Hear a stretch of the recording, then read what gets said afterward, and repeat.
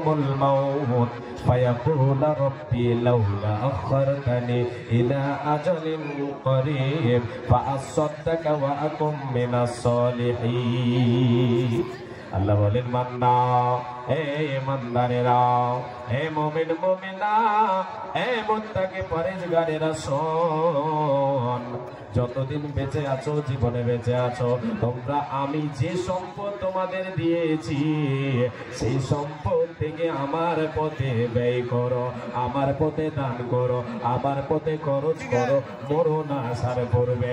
অন্যথায় তোমরা বলে উঠবে যখন তোমার কাছে মালাকুল মউত যাবে, তোমার দমটা কবজ করার জন্য তোমার কাছে আমি যখন প্রেরণ করে দেব, সে সময় বান্দারে তুমি বলবে, আল্লাহ আমাকে কিছুটা সময় দেওয়া হোক, আমাকে কিছুটা ছাড় দেওয়া হোক, আমাকে কিছুটা সময় অবসর দেওয়া হোক।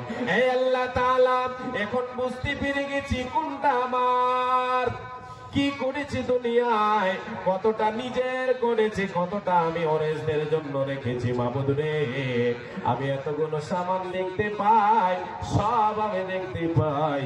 সে সময় আল্লাহ বলছেন, বান্দা তুমি আমাকে বলবে, আল্লাহ আমাকে সময় দাও, এই যে আমার সম্পদ, এগুলি আমি তোমার পথে ব্যয় করে, তোমার পথে খরচ করে নেককারদের অন্তর্ভুক্ত হয়ে যায়, আমি সলেহদের দানকারীদের সঙ্গে সংযুক্ত হয়ে যায়। মাবুদ রে, একটু আমাকে সময় দাও, কিছুটা সময় আমার বাড়িয়ে দেওয়া হোক। রব্বুল আলামিন বলেন, বান্দা সেই সময় তুমি যতই আরাধনা করো না কেন, যতই কান্না করো না কেন, তোমার কথা শোনা হবে না, হবে না।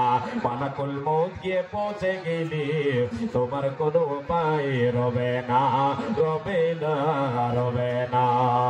হে আল্লাহর গোলাম, হে মা আমার বোন, আজকে দুনিয়াতে আমি আপনি দান করতে হেলা করে, দান করতে দ্বিধা করে, এটা দান করবো কমে যাবে, এটা কমে যাবে, না না কমে যাবে না, এটা আমার আপনার নিজের সম্পদ, এটা আমার আপনার নিজের সম্পদ। দুনিয়াটা দুদিনের ধুলা খেলার জায়গা, এটা হলো পরীক্ষার জায়গা। আল্লাহ তাআলা আমাকে আপনাকে পরীক্ষা স্বরূপ প্রেরণ করেছেন, এখানে যা করব এর বিনিময়ে পরকালে আমি আপনি বদলা পাবো। যদি দুনিয়াতে সৎ আমল করে যায়, তাহলে সৎ আমলের বিনিময় জান্নাত লাভ করতে পারা যাবে।